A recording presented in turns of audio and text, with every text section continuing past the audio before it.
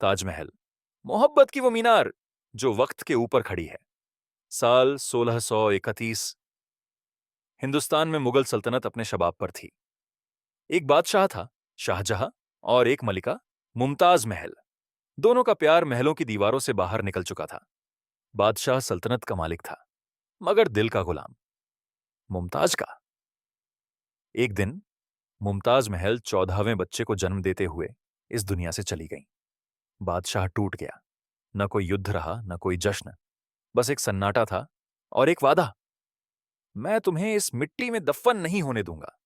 मैं तुम्हें ऐसा घर दूंगा जहां हर दीवार तुम्हारे नाम से सांस लेगी। और वहीं से शुरू हुआ इतिहास का सबसे खूबसूरत जुनून। शाहजहां ने भारत, फारस और तुर्की के सबसे श्रेष्ठ वास्तुकारों को बुलवाया। उस्ताद अहमद लाहौरी को प्रमुख वास्तुकार नियुक्त किया गया। कहा जाता है कि जब ताजमहल की नींव रखी गई तो उस जमीन पर पहले चुप्पी की ईंटें रखी गईं, क्योंकि इस इमारत में हर आवाज, हर आह, हर दुआ शामिल होनी थी। 22 साल तक 20,000 मजदूरों ने चांदनी को पत्थर में बदलने का काम किया। संगमरमर मंगवाया गया मकराना से। 28 अलग अलग देशों से 40 कीमती पत्थरों का उपयोग हुआ। ताजमहल की जालियों को इस तरह तराशा गया कि उसमें हवा भी कविता बनकर बहती थी। कहा जाता है कि जब ताजमहल बनकर तैयार हुआ तो शाहजहां ने पहली बार उसे देखकर सिर्फ इतना कहा, अगर स्वर्ग धरती पर है तो यही है। लेकिन समय ने करवट ली। शाहजहां का बेटा औरंगजेब सत्ता की भूख में अंधा हो गया।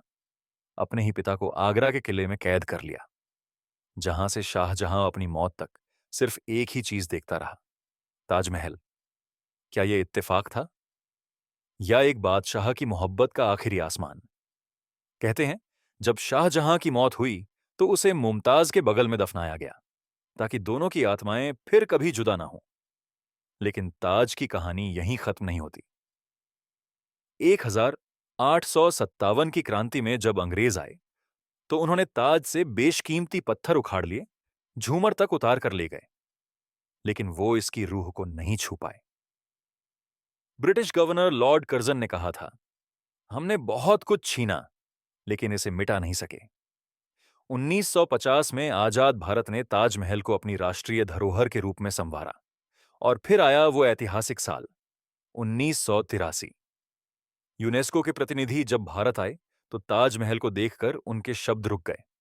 वो बोले, यह सिर्फ वास्तुकला नहीं है, यह शाश्वत प्रेम की खामोशी है जो सदियों से गूंज रही है। और उसी दिन यूनेस्को ने ताजमहल को विश्व धरोहर स्थल का दर्जा दे दिया।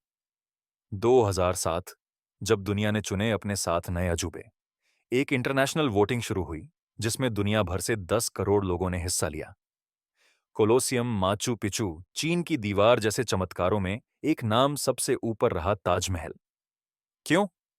क्योंकि पिरामिडों में इतिहास है, दीवारों में ताकत है, मगर ताजमहल में मोहब्बत जिंदा है।